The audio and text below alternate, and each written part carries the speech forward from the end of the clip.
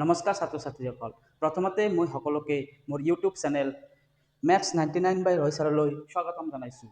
মই বিজু ৰয়, মেট্ৰিক পৰীক্ষাত মেথছত 99 আৰু এডভান্স মেথছত 92 পোৱা এজন শিক্ষক। তোমালোকে বাৰু মোৰ নিচিনা মেথছত 90+ পাব বিচৰা নেকি? তেনেহ'লে তোমালোকে সঠিক চেনেলত আহিছা। গতিকে ভিডিঅ'টো স্কিপ নকৰি শেষলৈ চাই থাকিবা। ইতিমধ্যে আমি অনুশীলনী 1.1 কুৱেশ্যন নম্বৰ 1 আৰু কুৱেশ্যন নম্বৰ 2 অতি সহজভাৱে সমাধান কৰিছোঁ। তোমালোকে যদি মোৰ আগৰ ভিডিঅ'সমূহ চোৱা নাই, অতি সোনকালে আগৰ ভিডিঅ'সমূহ চাবা। এতিয়া আমি কুৱেশ্যন নম্বৰ 3টো আলোচনা কৰিম। আমি কুৱেশ্যন নম্বৰ 3 কুৱেশ্যন নম্বৰ 3টো কি কৈছে তোমালোকে এবাৰ পঢ়ি চোৱাচোন। মৌলিক উৎপাদকীকৰণৰ পদ্ধতিৰে তলৰ অখণ্ড সংখ্যাবোৰৰ লসাগু আৰু গসাগু ওলোৱা। আমি ইতিমধ্যে লসাগু আৰু গসাগু ওলোৱাটো শিকিছোঁ। তোমালোকে যদি আগৰ ভিডিঅ'টো চোৱা নাই, আগৰ ভিডিঅ'টো চাই ল'বা। তাৰপিছত তোমালোকে 3 নম্বৰটো অতি সহজে নিজেই কৰিব পাৰিবা। তথাপিও মই সমাধানটো তোমালোকক কৰি দেখুৱাম। তো মৌলিক উৎপাদকীকৰণ পদ্ধতি, আমি আগৰ পদ্ধতিটো যিটো পদ্ধতিৰ সহায়ত কৰিছিলোঁ, সেই পদ্ধতিটোৱে আছিল মৌলিক উৎপাদকীকৰণ পদ্ধতি, মানে চুটিহৰণ পদ্ধতিত যিটো আমি কৰিব লাগে। আমি এতিয়া 3 নম্বৰৰ 1টো আলোচনা কৰিম। 3 নম্বৰৰ 1 প্ৰশ্নটো কি দিয়া আছে? 12, 15 আৰু 21। ইয়াতে আমাৰ 3টা সংখ্যা দিয়া আছে। এতিয়া প্ৰথমতে যেহেতু মৌলিক উৎপাদকীকৰণ পদ্ধতি কৈছে, আমি চুটিহৰণ পদ্ধতি ব্যৱহাৰ কৰিব লাগিব। 2 6 গুণ 12, কাৰণ লাষ্টত 2 আছে।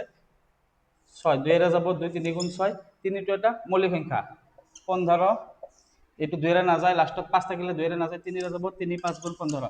যেহেতু 5 এটা মৌলিক সংখ্যা, আমি ষ্টপ কৰি দিম। ইয়াতে লাষ্টত আমাৰ 3টো এটা মৌলিক সংখ্যা ওলাইছে, আমি ষ্টপ কৰি দিছোঁ। আৰু এটা সংখ্যা আছে আমাৰ 21।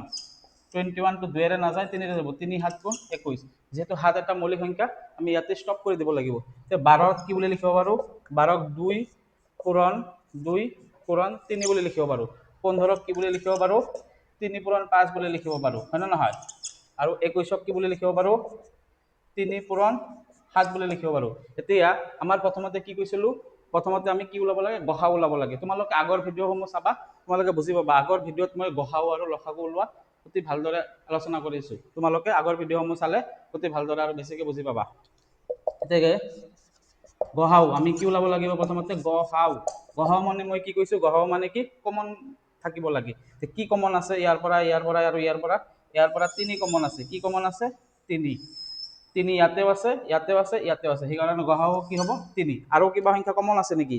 ইয়াতে 2 আছে, 5 আছে, 7 আছে, আৰু বেলেগ সংখ্যাটো কমন নাই। সেইকাৰণে গসাগু কি হ'ব? 3। গসাগু মানে হৈছে কমন ফেক্টৰ, মানে আমি কমন যিটো সংখ্যা আহিব তাকে কি বুলি কোৱা হয়? গসাগু বুলি কোৱা হয়। ঠিক আছে, লসাগু কি হ'ব? যেহেতু আমাৰ গসাগু আৰু লসাগু ওলাব দিছে, লসাগুটো কি হ'ব? লসাগুটো কেনেকৈ উলিয়াই?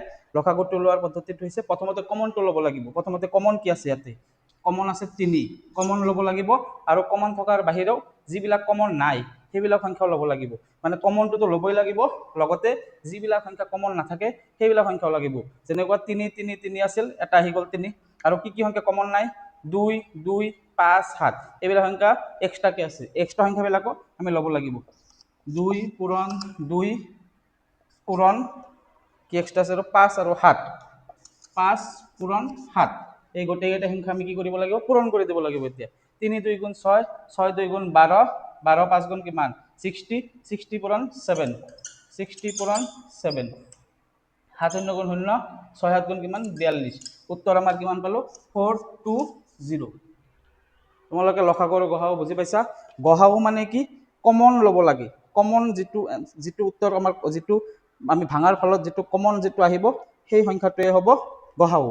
আৰু লসাগু মানে হৈছে কমন সংখ্যাটো লোৱাৰ বাহিৰেও আমাৰ কমন নথকা সংখ্যাবিলাকো পূৰণ কৰিব লাগে। বুজি পাইছা?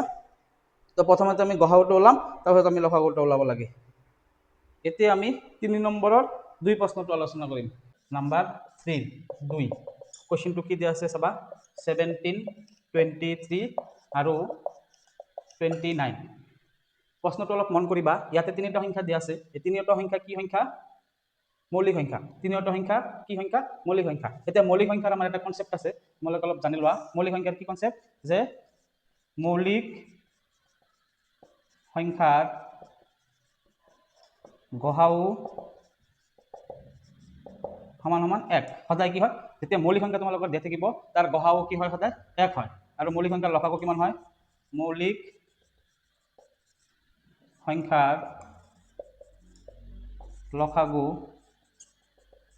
সমান সমান সংখ্যা কেইটাৰ পূৰণফল সংখ্যা কেইটাৰ পূৰণফল তাৰ মানে কি বুজি পালো যেতিয়া তোমালোকৰ কোৱেশ্চনত মৌলিক সংখ্যা দিয়া থাকিব মৌলিক সংখ্যাৰ যেতিয়া গড় ওলাব দিব তেতিয়া কি হ'ব 1 হয় আৰু যেতিয়া মৌলিক সংখ্যাৰ যেতিয়া তোমালোক লসাগু ওলাব দিব লসাগু কেনেকৈ ওলাবা যি সংখ্যা দিয়া থাকিব সেই সংখ্যা কেইটা কি কৰি দিব লাগিব পূৰণ কৰি দিব লাগিব লসাগু সমান সমান কি হ'ব সংখ্যা কেইটা পূৰণ কৰি দিব লাগিব এতিয়া আমি এইটো ফৰ্মুলা এপ্লাই কৰি আমি এইটো কৰিম যিহেতু ইয়াতে মৌলিক সংখ্যাৰ কথা কৈছে তো প্ৰথমতে 17ক কি আমি হৰণ কৰিব পাৰিম নেকি মই কি কৈছিলো মৌলিক সংখ্যা থাকিলে যেহেতু হৰণ কৰিব নোৱাৰো সেইকাৰণে কি হ'ব 17ক 17 বুলি লিখিব লাগিব 23ক আমি যেহেতু হৰণ কৰিব নোৱাৰো সেইকাৰণে 23 23 হ'ব 29ক যেহেতু আমি হৰণ কৰিব নোৱাৰো সেইকাৰণে 29 সদায় 29 হ'ব ঠিক আছে কাৰণ মৌলিক সংখ্যা সদায় কি হয় একেৰে হৰণ যায় আৰু সংখ্যাটোক নিজেৰে হৰণ যায় বেলেগ কিবা সংখ্যাৰে হৰণ নাযায় সেইকাৰণে কি হ'ব 17 17 23 23 29 29 এতেকে গহাও কি যেহেতু কমন আছে নেকি ইয়াৰ পৰা কিবা আমি কি কৈছিলো গহাও সদায় কি হয় কমন ল'ব লাগে তো গহাও ইয়াতে যেহেতু কমন নাই কমন নোহোৱাৰ কাৰণে আমি কি কৰিব লাগে 1 হয় কিহৰ কাৰণে 1 আহে 17 into 1 23 into 1 29 into 1 1 কমন আহে সেইকাৰণে 1 বুজি পাইছা 1 টো আমি লিখিব নালাগে কাৰণ মৌলিক উৎপাদকীকৰণ কৈছে 1 টো যেহেতু মৌলিক নহয় যৌগিক নহয় সেইকাৰণে আমি 1 নিলিখো কিন্তু 17 into 1 17ক 17 পূৰণ 1 বুলি লিখিব পাৰো 23 পূৰণ 1 বুলি লিখিব পাৰো 29ক 29 পূৰণ 1 বুলি লিখিব পাৰো আৰু 1 কি আহে কমন আহে সেইকাৰণে কি হয় গহাও সদায় 1 হয় আৰু ফৰ্মুলা হিচাপত চালে মৌলিক সংখ্যাৰ গহাও সদায় কি হয় 1 হয় মিলিছে ঠিক আছে এতিয়া আমি লসাগু বুলি ক'লে মই কি কৈছিলো যে কমন ল'ব লাগে আৰু লগতে কি কৰিব লাগে সংখ্যা কেইটা কি কৰিব লাগে কমন নোলোৱা কেইটা কি কৰি দিব লাগে পূৰণ কৰি দিব লাগে কমনটো ল'ব লাগে আৰু কমন নথকা বিলাকো ল'ব লাগে আৰু ইয়াতে আমাৰ কি যেহেতু মৌলিক সংখ্যা আছে সেইকাৰণে আমি কি কৰি দিম সংখ্যা তিনিটা ডাইৰেক্ট পূৰণ কৰি দিম যেহেতু ফৰ্মুলা মৌলিক সংখ্যা দিয়া থাকিলে লসাগু কেনেকৈ ওলাই সংখ্যা কেইটাৰ পূৰণফল যেহেতু মৌলিক সংখ্যা দিয়া আছে ইয়াতে মৌলিক সংখ্যা দিয়া আছে সেইকাৰণে লসাগু আমি কি কৰিম সংখ্যা তিনিটা পূৰণ কৰি দিম সেইকাৰণে দুটা সংখ্যা দিয়া থাকিলে দুটা সংখ্যা পূৰণ কৰিম তিনিটা সংখ্যা দিয়া থাকিলে তিনিটা সংখ্যা পূৰণ কৰিম চাৰিটা সংখ্যা দিয়া থাকিলে চাৰিটা পূৰণ কৰিম 17 পূৰণ 23 পূৰণ 29 এতিয়া আমি কি কৰিম সংখ্যাটো কি কৰিম পূৰণ কৰি দিম তিনিটা সংখ্যা চাবাচোন পূৰণ কেনেকৈ কৰিম মই মুছিলো এইটো ফৰ্মুলাটো লিখি ল'বা ফৰ্মুলাটো তোমালোকৰ এমচিকিউ হিচাপত আহিব পাৰে যে দুটা মৌলিক সংখ্যাৰ লসাগু সদায় কিমান হয় তোমালোকে পূৰণ কৰি দিবা সংখ্যা দুটাৰ পূৰণফল দুটা সংখ্যাৰ গহাও সদায় কিমান হয় কি গহাও কি হয় 1 হয় 1 আৰু লসাগু কি হয় সংখ্যা দুটাৰ পূৰণফল তিনিটা সংখ্যা দিয়া থাকিলে তিনিটাৰ পূৰণফল দিবা তো ঠিক আছে এতিয়া 17 পূৰণ 23 এতিয়া 17 পূৰণ 23 চাবা 7 3 গুণ 21 21 এক হাতত থাকিল 2 3 1 গুণ 3 আৰু 2 5 এক ঘৰ কাটি দিলো 2 7 গুণ কিমান 14 4 হাতত থাকিল 1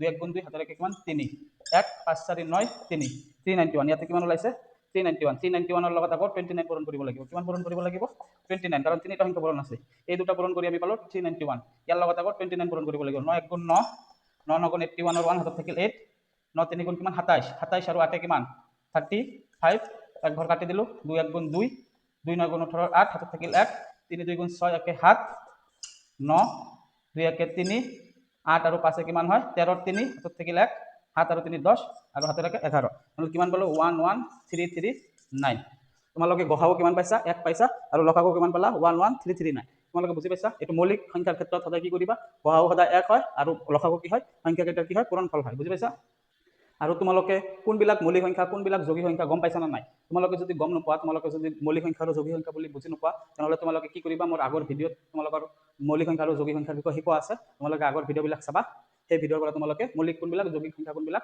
শিকিব পাৰিবা আৰু মই এইবিলাক আগতে শিকাই থৈ দিছোঁ তোমালোকে আগৰ ভিডিঅ'বিলাক চাবা ঠিক আছে এতিয়া আমি 3 নম্বৰৰ 3টো আলোচনা কৰিম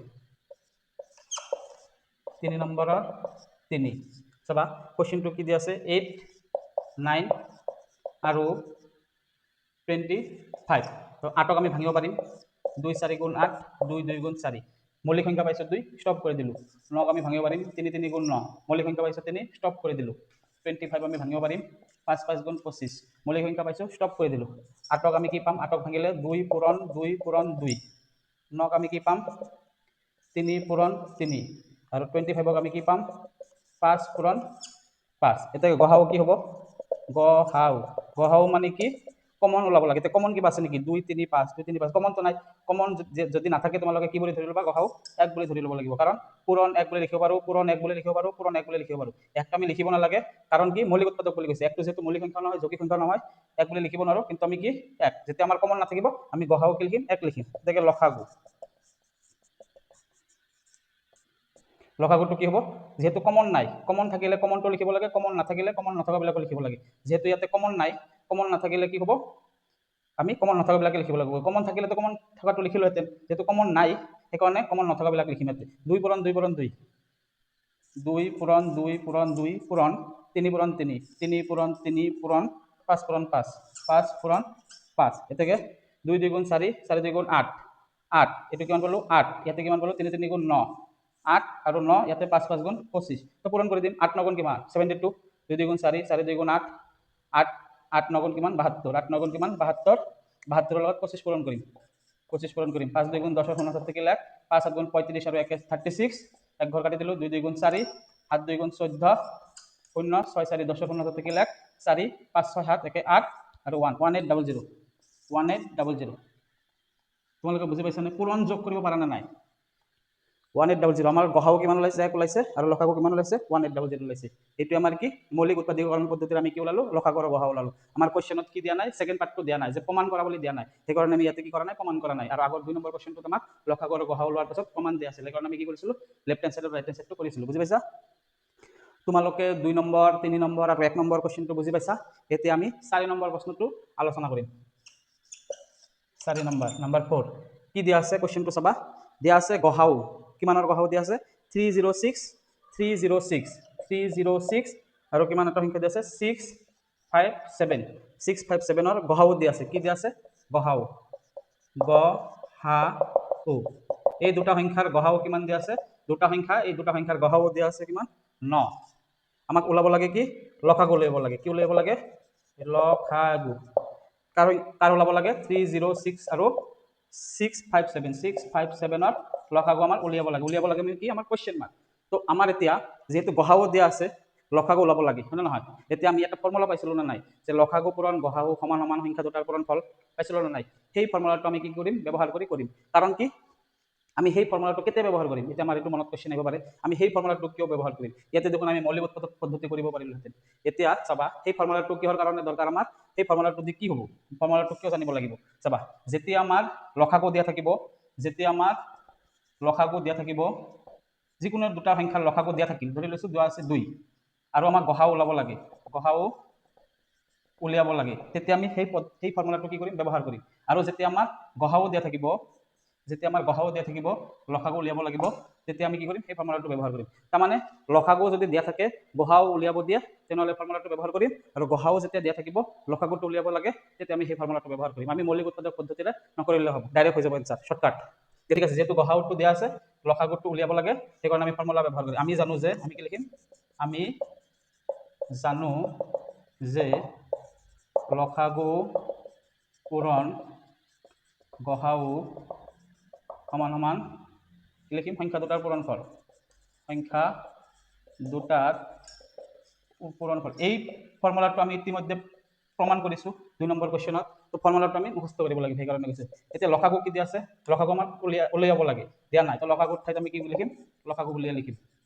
পূৰণ গহাউৰ মানটো দিয়া আছে না নাই, গহাউৰ মানটো কিমান দিয়া আছে গহাউ 9, ঠিক আছে 9 সমান সমান আছে, সমান সমান লিখিলো। এতিয়া সংখ্যা দুটাৰ পূৰণফল, সংখ্যা দুটা দিয়া আছে না নাই 306 657 306 657, তো সংখ্যা দুটা কি কৰি দিম এতিয়া পূৰণ কৰি দিম।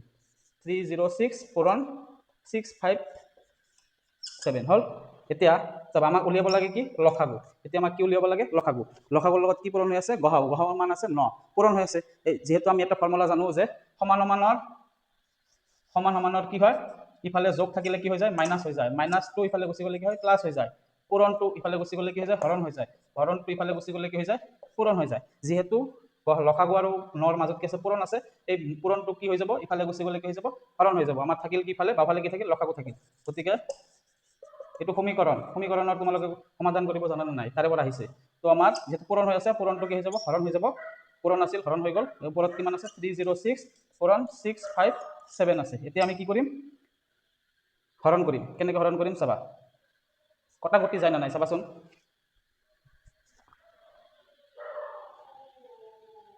চাবাচোন 657ক 9ৰে কটাকটি যায় না নাই, যাব, 9ৰে আমি কাটি দিম। প্ৰথমতে 6টো কি সৰু নতকে দুটা একেলগত ল'ম, সেইকাৰণে 65 9 কিমান বাৰ যাব 65 কিমান বাৰ যাব কোৱা 7, 7 9 গুণ কিমান 9 7 গুণ কিমান 63, 63 আছিল কিমান 65, 65 আমাৰ ওলাইছে 9 7 গুণ 63। এই হাতটো বুজি পাইছা না নাই কটাকটিৰ হাত, এইটো 657 লিখিছো 9 7 গুণ 63, হাতটো অলপ ইয়াতে লিখিলো 9 7 গুণ 63 আমাৰ আছে কিমান 65।